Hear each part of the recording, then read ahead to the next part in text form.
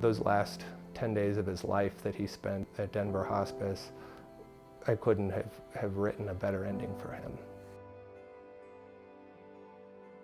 The Kingsbury boys all have tattoos up and down their arms. Phil had a couple once his grandchildren started being born. He got a crown for each one of his grandchildren tattooed, and they each had their own, and it was something where when the grandkids would see it when we would go swimming or something of that nature, they would feel proud and they would get excited and say, that one's for me, that one's mine.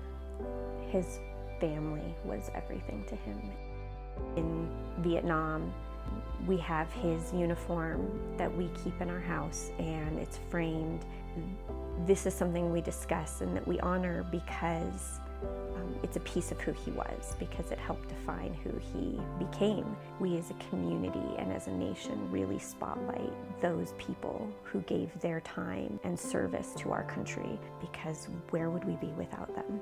The time we spent at Denver Hospice was such a relief. I think it was just much better to be in his own bed and surrounded by his family. And the Denver Hospice staff was just very accommodating to everything that we wanted, everything that we needed, even when we didn't know we needed things or wanted things. It was really good to know that the people caring for him were wanting to know about him.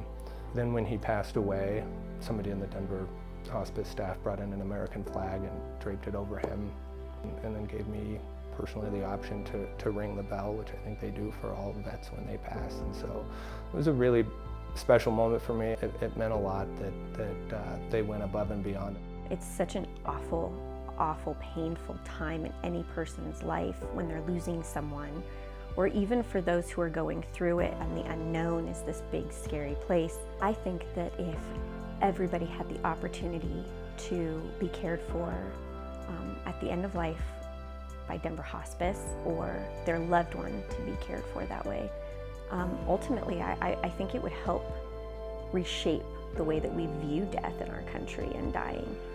There's this sense of peace and comfort at the Denver Hospice that I just don't know is everywhere.